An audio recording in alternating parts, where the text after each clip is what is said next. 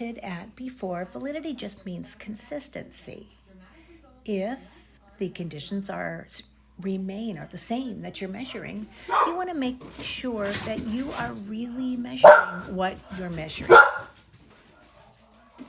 So there are four types of validity, and the first one is face validity, and that is the easiest one ever. Uh, does our measure look good on the face of it? Does our measure make sense? If we are want to measure somebody's math skills, we're going to give them a math test. We're not going to give them a reading test. So face validity is just on the face of it, does our measure make sense?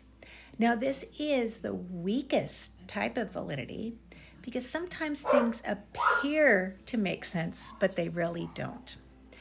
As an example, I did a paper when I was getting my master's. I was really, really fascinated with the concept of empathy. And the idea is that people help other people. Why did they do that? And do they know that it makes the world a better place? Or, I mean, what are they thinking when they do that? So it turns out that it's really hard to measure empathy. Can anybody guess why? Yeah, I think you probably guessed it. Is anybody going to say that they don't have empathy? Is anybody going to say they're a psychopath and they don't care about other people? No. So even though you might ask people questions like, do you help other people? Do you do your part on a group project? Things like that. People are not going to say no. They're not going to say, no, I love to cheat, because that's not socially appropriate. And the exact word for that is social desirability. So social desirability bias, and you won't be tested on this, but I just think it's interesting. Social desirability bias is when people answer like they think other people want them to answer.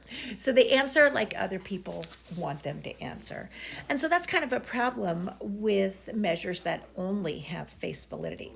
It's a good first step, and our measure has to make sense, but it's not enough. So the next kind of validity is content validity. And content validity is, does this test represent the realm of behaviors that we want it to? And my best example of this, I don't know if anybody is in the military or has taken the ASVAB, the Armed Services Aptitude, Vocational Aptitude Test, the ASVAB battery, the Armed Services Vocational Aptitude Battery. And the ASVAB asks questions that are actually about the jobs that people might perform in the military. So it doesn't ask them about theories of history or their music preference. It asks them what they want people to know. Asks them questions that are directly related to the job skills that they might perform. That's content validity. Does this test represent the realm of behaviors that we want it to? Content validity. So the third type is construct validity. And that is, does it make sense from how we theoretically think of the construct? So here's an example here. If I've got a test that measures fear of dogs, I might establish construct validity by giving it to people along with a test on love of dogs and a test of fear of other animals.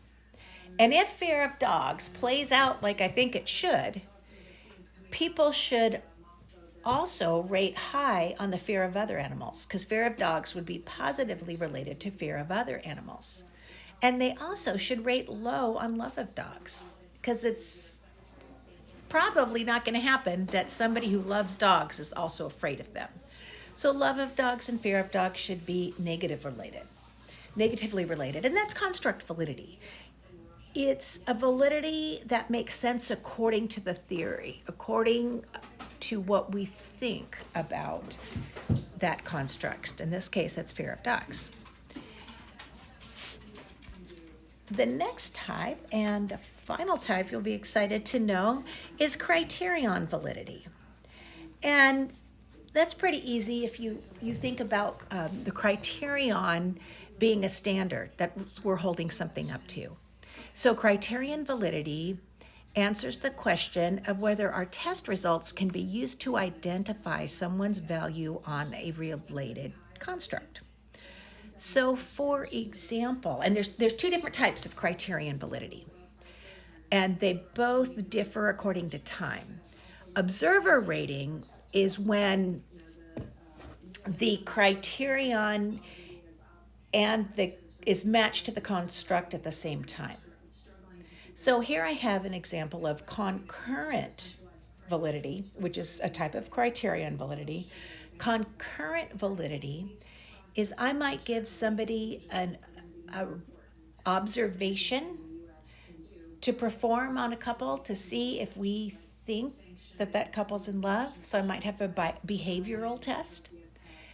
And to make sure that behavioral test measures love, we could also give that couple a love test. And if they score high on the love test and high on the observation, we know that the love test is related to the observation. So concurrent validity is when we're matching up two measures of the same construct to see if they agree with each other. And if they agree with each other, we have high concurrent validity. Another example, and you'll see this a lot in the literature, is let's say I have a really long test. I've got a 95-item test of depression.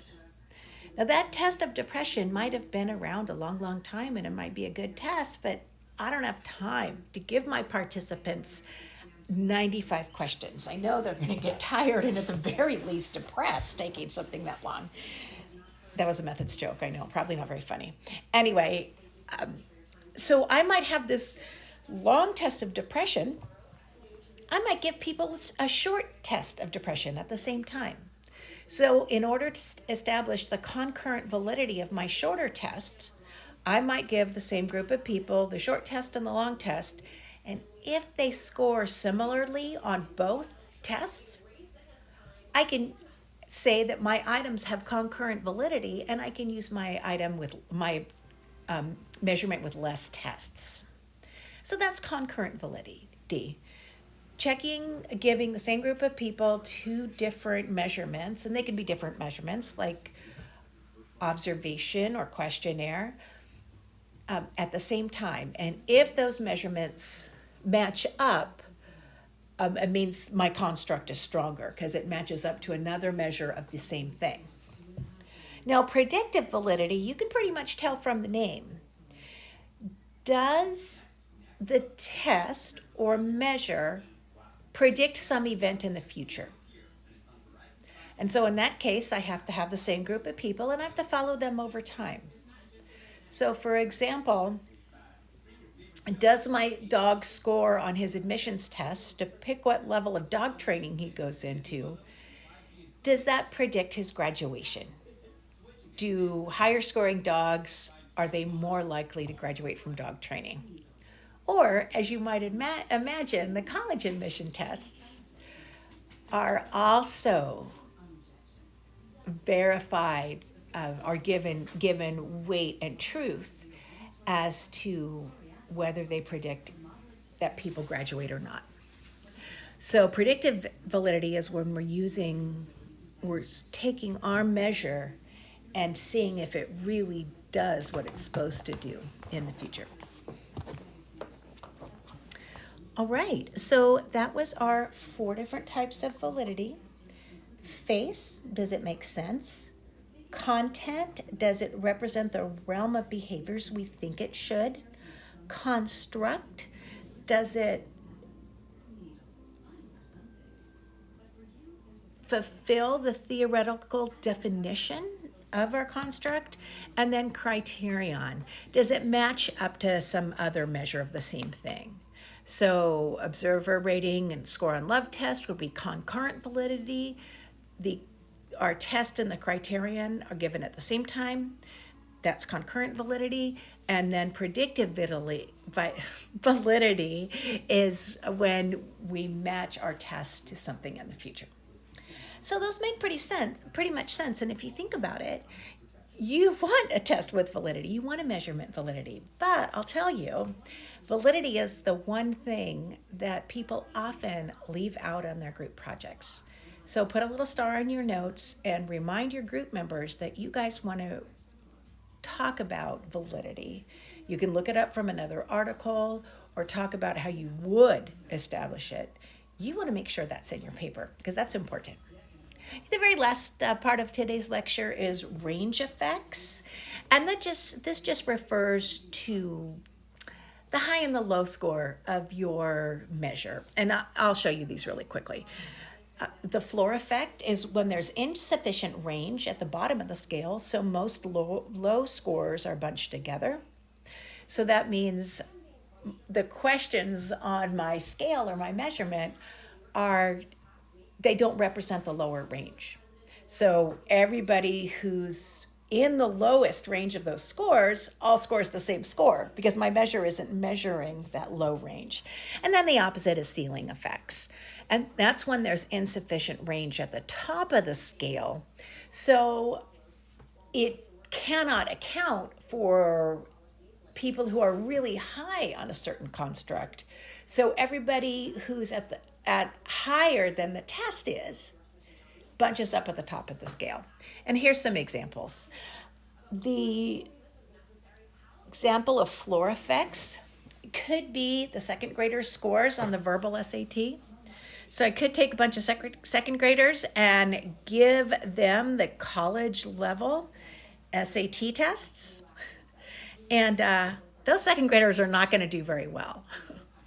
That's because the range isn't low enough. That test isn't made for second graders. It's made for people who know a lot more, who've been in school for a lot more than the second graders. So those are floor effects.